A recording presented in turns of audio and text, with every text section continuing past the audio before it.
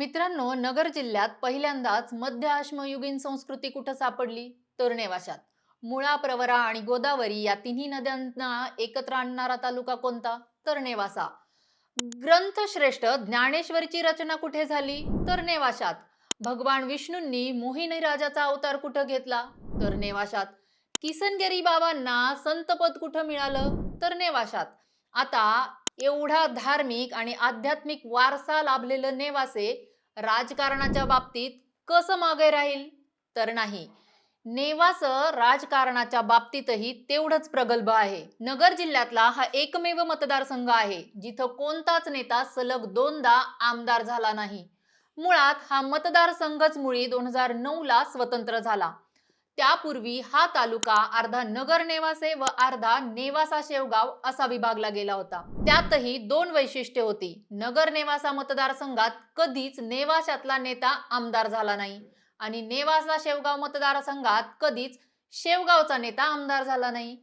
हा, घुले कुटुंब शेवगाव तालुक्यातलं असलं तरी त्यांचा ज्ञानेश्वर साखर कारखाना मात्र नेवासा तालुक्यात आहे. त्यामुळे घुलेंना नेवाशाचेच नेते म्हटलं जातं. आज याच नेवाशाचं राजकारण स्वतंत्र झाल्यावर कसं फिरलं हेच आपण या व्हिडिओतून पाहणार आहोत. नमस्कार, आपण पाहत आहात अहिल्यानगर लाईव्ह 24, नगरी राजकारणाचं परफेक्ट अनालिसिस. प्रत्येक मतदारसंघाची एक वेगळी कहाणी असते. काही मतदारसंघ हे एखाद्या नेत्याचे किंवा पक्षाचे गड मानले जातात, जिथं वर्षानुवर्षे एकाच नेत्याची सत्ता असते. पण नगर जिल्ह्यातील एक मतदारसंघ असा आहे जिथे गेल्या 17 वर्षात एकाच नेत्याला सलग दोनदा आमदारकी मिळवता आली नाही. होय, आपण बोलतोय नेवासा विधानसभा मतदारसंघाबद्दल. 2009 साली हा मतदारसंघ स्वतंत्र झाला आणि तेव्हापासून आजपर्यंत म्हणजे सलग 4 निवडणुकांमध्ये इथल्या मतदारांनी प्रत्येक वेळी परिवर्तन घडवून आणलं. जुन्या आमदाराला घरी पाठवायचा आणि नव्याला संधी द्यायची, हा नेवासा पॅटर्न राज्यात फेमस आहे. आता हा इतिहास समजून घेण्यासाठी आपल्याला त्याआधी थोडं मागं जावं लागेल. आजचा स्वतंत्र दिसणारा नेवासा तालुका 2009 पूर्वी असा नव्हता. 2008च्या मतदारसंघ पुनर्रचनेपूर्वी हा तालुका दोन वेगवेगळ्या विधानसभा मतदारसंघांमध्ये विभागला गेला होता. तालुक्याचा एक भाग नगर नेवासा मतदारसंघात जोडलेला होता, तर दुसरा भाग शेवगाव नेवासा या संयुक्त मतदारसंघात येत होता. त्यामुळे नेवासा तालुक्याचं नेतृत्व विभागलं गेलं होतं. नेवासा शेवगाव मतदारसंघात गडाख, घुले, फाटके, लंघे यांनी राज्य केलं, तर नगर नेवाशात दादा पाटील शेळके, शिवाजीराव कर्डिले यासारख्या दक्षिणेतील नेत्यांनी राज्य केलं. पुढे 2008 मध्ये मतदारसंघांची पुनर्रचना झाली आणि 2009च्या निवडणुकीत नेवासा विधानसभा मतदारसंघ हा स्वतंत्र पहिल्यांदा अस्तित्वात आला. स्वतंत्र नेवासे मतदारसंघाची पहिली निवडणूक 2009 साली झाली. गडाख कुटुंबाचा हा पारंपरिक बालेकिल्ला. राष्ट्रवादी काँग्रेस पक्षाकडून शंकरराव यशवंतराव गडाखांना तिकीट मिळालं.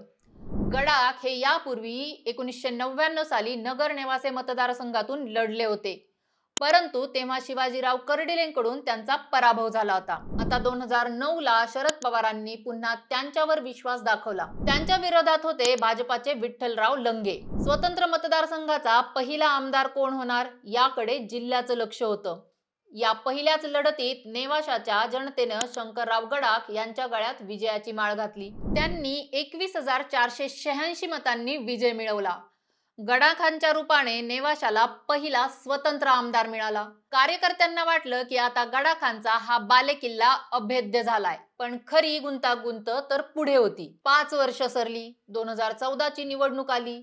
राज्यात आणि देशात मोदी लाट घोंगावत होती. शंकरराव गडाख पुन्हा एकदा राष्ट्रवादीकडून मैदानात होते, पण यावेळी त्यांच्या समोर आव्हान होतं भाजपच्या बाळासाहेब मुरकुटे यांचं. जनतेच्या मनात विकास कामांवरून आणि राजकीय समीकरणांमुळे संतापाची सुप्त लाट होती आणि ती निकालातही दिसली. सलग दुसऱ्यांदा आमदार होण्याचं शंकरराव गडाखांचं स्वप्न अवघ्या 4,659 मतांनी भंगलं. बाळासाहेब मुरकुटे यांनी गडाखांचा पराभव केला आणि नेवाशाच्या इतिहासात पहिलं परिवर्तन नोंदवलं गेलं. एकदा संधी दिली, आता दुसऱ्याला बघू, हा नेवाशाचा कल इथून अधोरेखित झाला. राजकारणात कोणीच कायमचा संपत नाही, हे नेवाशानं 2019 मध्ये पुन्हा दाखवून दिलं. 2014च्या पराभवाचा वचपा काढण्यासाठी शंकरराव गडाख पूर्ण तयारीनिशी उतरले, पण यावेळी त्यांनी राष्ट्रवादी ऐवजी स्वतःचा क्रांतिकारी शेतकरी पक्ष स्थापन केला. त्याला महाविकास आघाडीचा छुपा पाठिंबा होता. समोरून विद्यमान आमदार म्हणून भाजपाचे बाळासाहेब मुरकुटे उभे होते. लढत चुरशीची झाली. पहिल्या काही फेऱ्यांमध्ये धाकधूक वाढत होती, पण शेवटी नेवाशाच्या जनतेने आपला अँटी इन्कम्बन्सीचा इतिहास कायम ठेवला. जनतेने विद्यमान आमदार मुरकुटेंना नाकारलं आणि शंकरराव गडाख यांना 30,663 मताच्या प्रचंड फरकाने विजयी केलं. गडाख पुन्हा आमदार झाले. पुढे महाविकास आघाडी सरकारमध्ये मृदा व जलसंधारण मंत्री देखील बनले. नेवाशानं दुसऱ्यांदा परिवर्तन घडवलं होतं. आता वाटत होतं की मंत्रीपद मिळाल्यामुळे आणि मोठी ताकद असल्यामुळे शंकरराव गडाख 2024 ला सलग दुसऱ्यांदा निवडून येऊन नेवाशाचा इतिहास बदलतील. 2024 ला गडाखांनी शिवसेना उद्धव बाळासाहेब ठाकरे पक्षाच्या मशाल चिन्हावर निवडणूक लढवली. त्यांच्या समोर युतीकडून शिवसेना शिंदे गटाचे विठ्ठलराव लंघे उभे होते. पण नेवाशाच्या मातीचा गुणधर्म पुन्हा एकदा जागा झाला. अत्यंत अटीतटीच्या आणि श्वास रोखून धरायला लावणाऱ्या या लढतीत जनतेनं विद्यमान आमदार आणि राज्यमंत्री शंकरराव गडाख यांना पुन्हा एकदा नाकारलं. महायुतीचे विठ्ठल लंघे यांनी गडाख यांचा अवघ्या 4021 मतांच्या फरकानं पराभव केला. नेवाशाच्या मतदारांनी सलग चौथ्यांदा आपला परिवर्तनाचा शिरस्ता कायम ठेवला. मित्रांनो, 2009 ते 2024 म्हणजे गेल्या 17 वर्षांचा इतिहास पाहिला तर नेवासा विधानसभा मतदारसंघाने एकाही नेत्याला सलग दोनदा आमदारकीची खुर्ची उभवू दिली नाही. 2009 ला शंकरराव गडाख जिंकले. 2014 ला त्यांना नाकारलं. 2014 ला बाळासाहेब मुरकुटे जिंकले. 2019 ला त्यांना नाकारलं. 2019 ला पुन्हा गडाख जिंकले तर 2024 ला त्यांना पुन्हा पराभवाचा धक्का दिला. हा इतिहास दाखवतो की नेवाशाची जनता अतिशय सजग आहे. इथला मतदार कोणत्याही नेत्याला गृहीत धरत नाही. काम न आवडल्यास किंवा राजकीय समीकरण न पटल्यास थेट सत्तेवरून खाली खेचण्याची ताकद इथला सामान्य मतदार ठेवतो. मित्रांनो, तुम्हाला नेवाशाबद्दल काय वाटतं? नेवासा मतदारसंघाचा हा परिवर्तनाचा इतिहास 2029 लाही असाच राहील का, की विठ्ठल लंघे हा रेकॉर्ड मोडतील? तुमच्या प्रतिक्रिया कमेंट बॉक्समध्ये नक्की कळवा. व्हिडिओ आवडला असेल तर लाईक करा, शेअर करा आणि आपल्या चॅनलला सबस्क्राईब करायला विसरू नका. पुन्हा भेटू नव्या विषयावर. तोपर्यंत नमस्कार.